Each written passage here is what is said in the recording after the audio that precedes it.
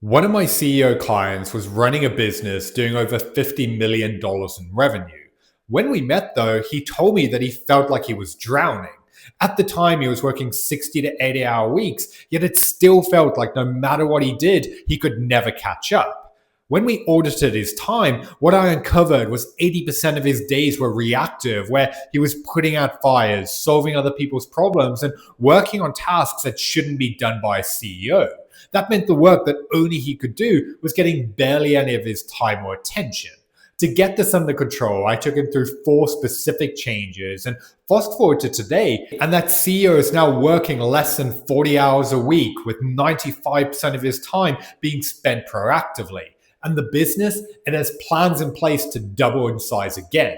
And in this video, I'm going to walk you through exactly what we changed. I'm Byron Morrison. I'm the author of The Effective CEO 2.0, and I've helped first-time scale-up CEOs in 18 countries to become the leader their business needs. And to help you take the first step in that journey, beyond this video, I created the CEO Evolution Assessment. It's free, and in 7 minutes, it's going to help you uncover whether you're currently operating at the level that your business now needs. You can take it using the link in the description below. Now, when most people search for guidance and advice on how to build a business that runs without you, they find advice on everything from delegation to systems, better processes, and stronger hires. And obviously, all of that matters. But most of the CEOs I work with have already tried some version of it. They've hired, they've delegated, they've tried to step back, yet the business keeps pulling them back in. Because the real issue isn't usually just structure. It's the way that the CEO is operating hasn't evolved at the same pace as the business. To show you exactly what I mean, let me use a real-world example. When one of my CEO clients came to me, he was already running a company doing over $50 million in revenue. Over the last few years, they doubled in size, and they have plans in place to double again. From the outside, everything looked like it was working, yet internally, it was a completely different story. When we first spoke, he told me about how he felt like he was drowning. He was working 60 to 80-hour weeks, and he still felt behind, and like no matter what he did, he couldn't catch up. When we audited his time, what I uncovered was that roughly 80% of his days were reactive. He'd go into the week with a plan, but then his days will get consumed by putting out fires, solving other people's problems, and dealing with whatever felt urgent in the moment. That meant the work that only he could do was getting almost none of his time. This is why he couldn't step away, as the business was too dependent on him. So let's dive into the 4 things we had to change to get him out of the day-to-day. The first was role clarity. That means getting clear on what the CEO role actually looks like at the stage the business is now at, not when you were building it, right now. Because one of the biggest mistakes CEOs make when they scale is they try to change what they do before they've clearly defined what they're actually supposed to be doing in the first place. This is why they struggle letting go, as without a clearly defined role, everything still feels like it could be yours. One thing I hear all the time from CEOs is they aren't fully sure what a CEO should actually be doing. And if you're not clear on that, you'll keep filling your time with whatever is loudest, most urgent, or easiest to justify in the moment.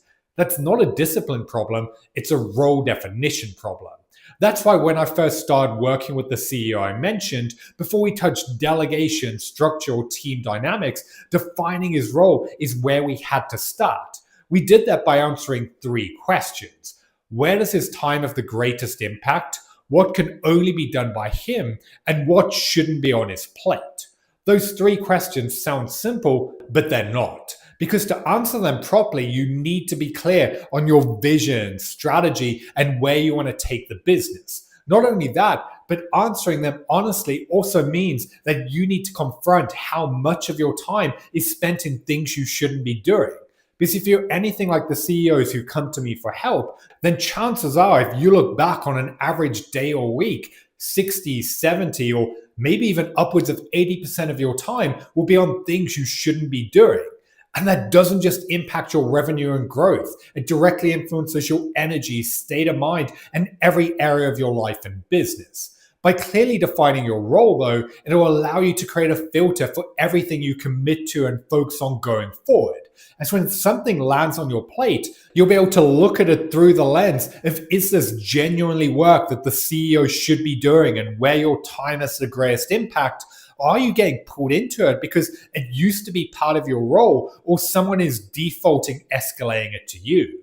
You have to have this clarity, as you can't say no to the wrong work if you haven't clearly defined what the right work actually is. And without that definition, saying no becomes a battle of willpower, as you'll constantly be fighting that internal desire to take on tasks or fix problems because it feels quicker or easier in the moment. Once your role is clear, though, that's when your involvement stops being reactive or emotional and it starts being intentional. So take some time to clearly define what you should actually be doing and then ensure whether it's aligned with your goals, visions, and targets. Once your role is defined, the next thing that needs to change is the structure of what's actually allowed to reach you. Because even with clarity on your role, if the business is still set up in a way that everything escalates to you, then nothing really changes.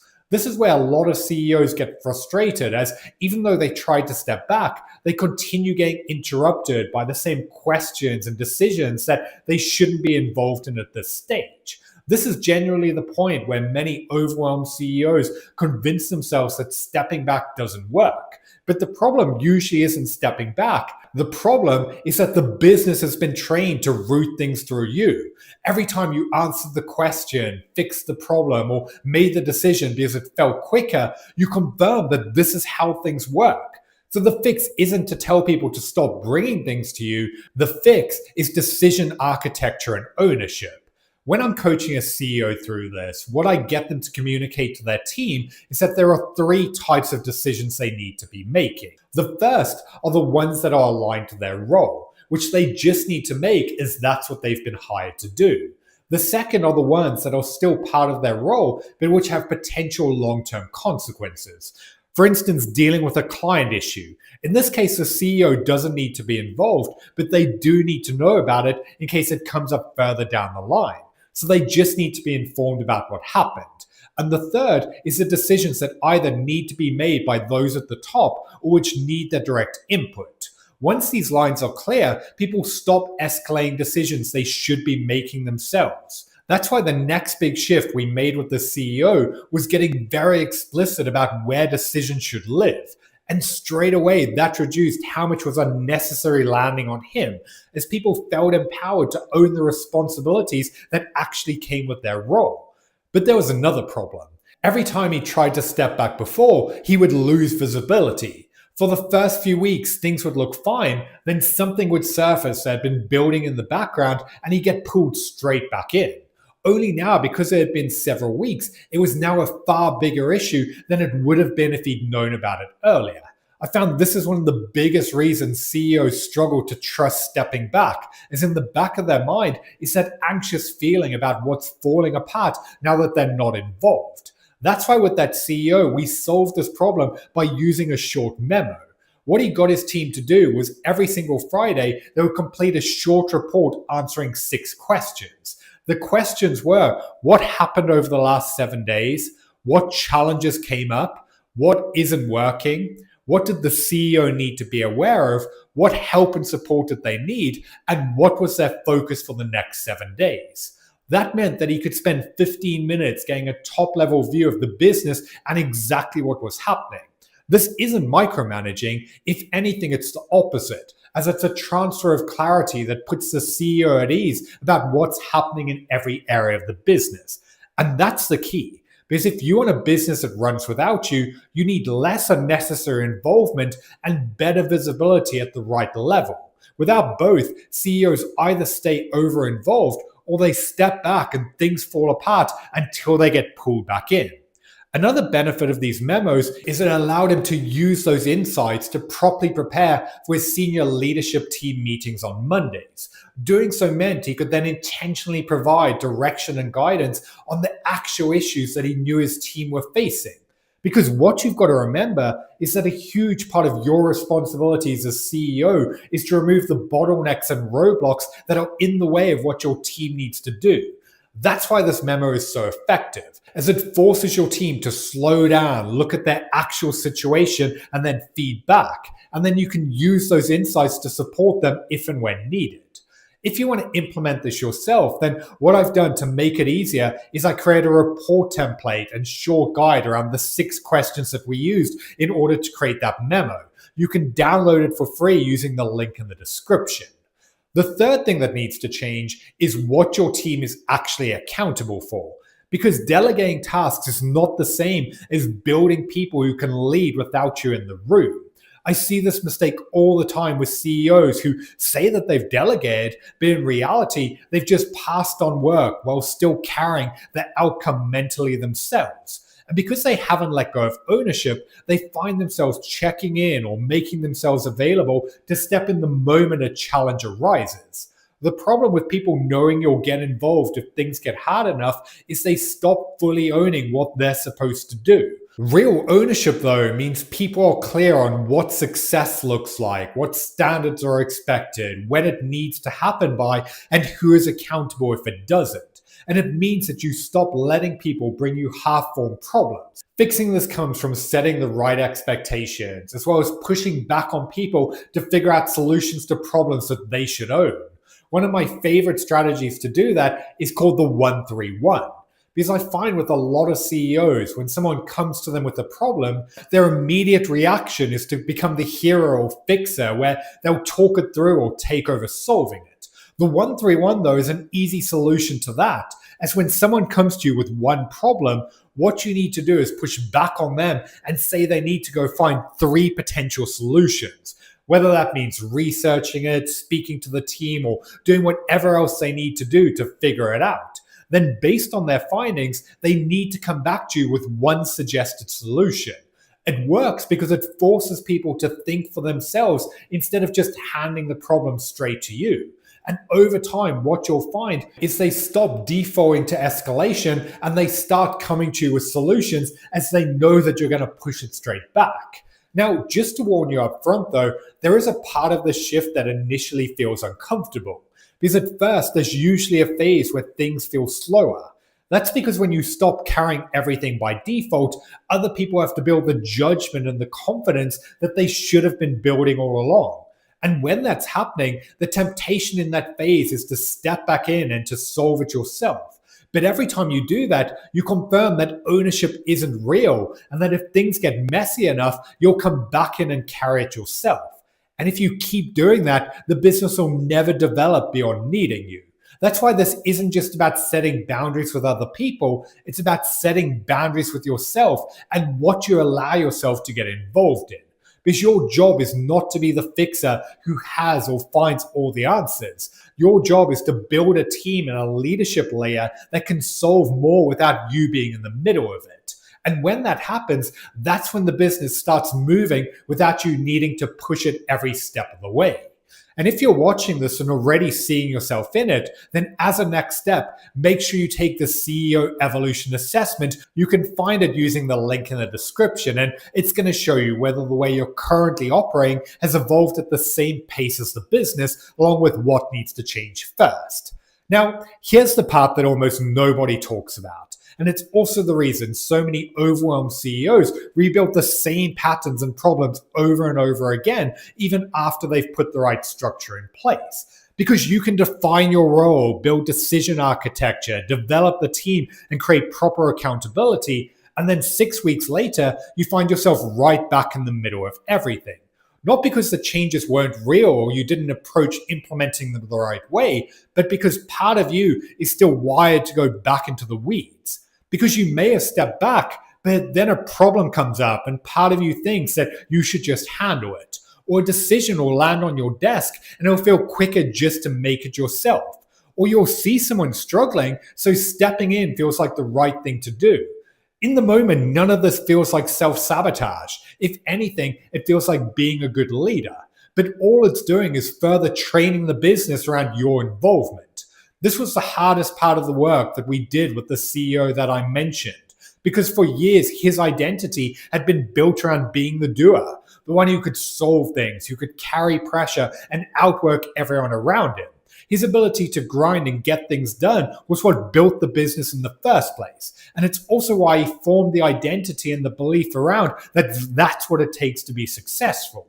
That's exactly why the stage gets so uncomfortable, because CEO level work often doesn't feel productive in the same way as everything else. Because you can spend an afternoon thinking through a major decision and at the end of it have nothing tangible to point to that you did.